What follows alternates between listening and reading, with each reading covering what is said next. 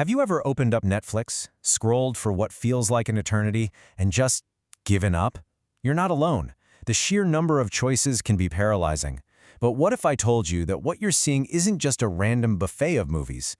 What if it's actually a super sophisticated playbook designed to keep you watching? Right? We've all been there, lost in the scroll, but that feeling, that choice overload, is exactly what streaming platforms are trying to crack. And this week, Netflix is basically putting on a masterclass.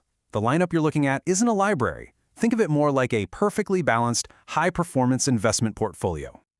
And that's exactly what we're going to do today. We're going to pull back the curtain on this week's movie slate and decode the 4 key strategic plays Netflix is using to completely dominate the conversation.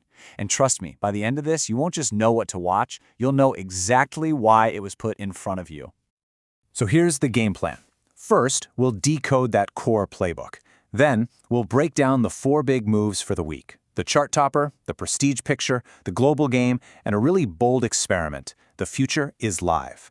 And then, we'll wrap it all up to help you find your perfect watch for the week. Okay, so this is the most important thing to get.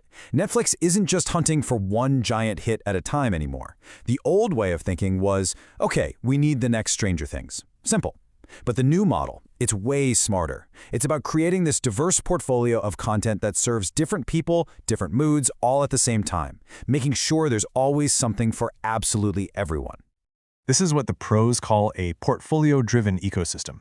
Seriously, think of it like a stock portfolio. You've got your blue-chip stocks, the guaranteed blockbusters. You've got your exciting international stocks with huge growth potential. You have your stable, respected prestige films that pay dividends and credibility. And you even have some high-risk, high-reward tech experiments. It's all about balancing the portfolio to maximize the return, and that return is your attention. All right, let's get into the first, and maybe the most powerful play in the book, the chart topper. Every week needs an anchor, you know, that one huge, star-powered movie that just sucks everyone in. It's the one you hear about at work, the one that makes Netflix part of the cultural zeitgeist for the week.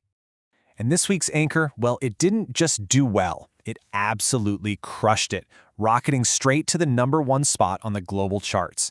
This movie is the sun that the rest of the week's strategy orbits around.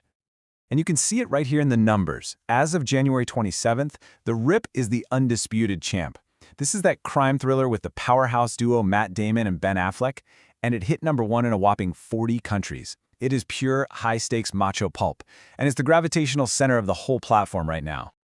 But what's really brilliant is how Netflix balances that anchor. So while The Rip is serving that action-hungry audience, look what's sitting pretty at #5. People we meet on vacation. This is the other side of that portfolio we were talking about. It's based on a super popular book, and it's just pure escapist comfort food. One is pure adrenaline, the other is like a warm blanket. Together, they've got 2 of the biggest viewer moods totally covered. Okay, so play #2, the prestige picture. Now, this one isn't always about topping the charts. This is about building cultural capital. This is Netflix saying, we're not just a content factory, we're a home for serious, award-worthy cinema. It's how they attract the best directors and the viewers who follow the awards season like a sport. And wow, did they succeed this week. The prestige conversation is completely dominated by Guillermo del Toro's Frankenstein. We're talking an incredible 9 Oscar nominations, including for Best Picture. This isn't just another movie, it's a cultural event. Critics are calling it a masterpiece, and it absolutely cements Netflix's reputation as a place where visionary filmmakers can do their best work. But here's where that portfolio strategy gets even smarter.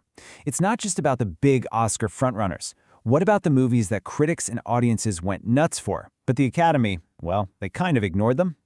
These so-called snubs are actually super important because they show just how deep the bench of quality is on Netflix.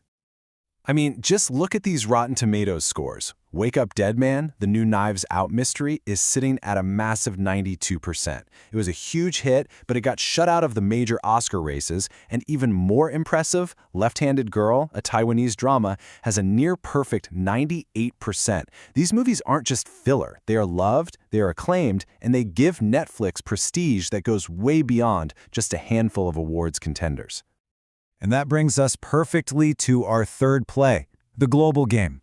You got to remember, Netflix isn't just an American thing. It's a global powerhouse. And a massive piece of their strategy is finding stories from around the world that can catch fire and become global hits. This week's best example is The Big Fake. It's this super stylish Italian heist movie that has just shot up the charts to number 4 in the world. It's tense, it's cool, it's based on a true story, but its success also shows you the risks of playing on a global field. Because of its themes, the film actually got banned in a few Middle Eastern countries, which just goes to show how tricky it can be to launch one movie for the entire planet. And you guessed it, just like with their American content, Netflix plays both sides of the street internationally. Alongside a slick genre thriller like The Big Fake, they also champion these quieter, more human dramas. Remember Left-Handed Girl with that 98% score? That's the perfect example. It's a small, beautiful film they acquired and gave a huge global platform to. One is a hit, the other is a hidden gem. Both are crucial.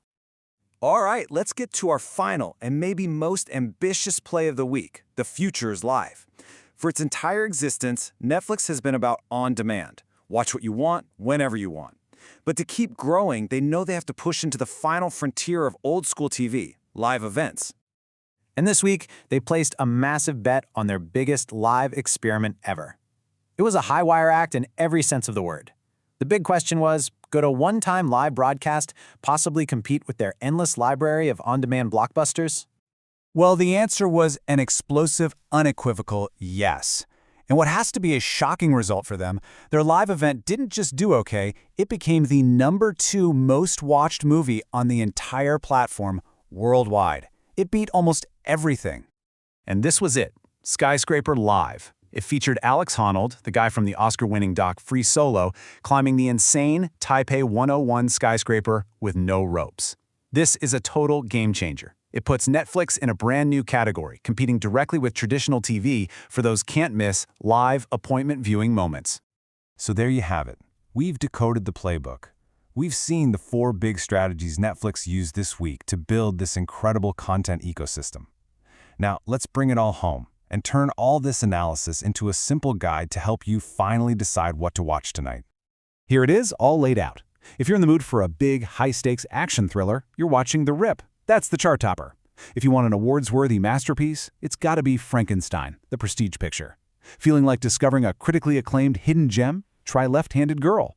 Just need to escape reality for a bit? People We Meet on Vacation is your go-to comfort watch. For a tense, true story, check out The Big Fake, the global genre hit. And if you want to see something totally different and literally edge of your seat, you can watch the replay of Skyscraper Live, their future-facing experiment. And that really brings us to the big question, doesn't it? Now we can see the strategy, the architecture behind what we're shown.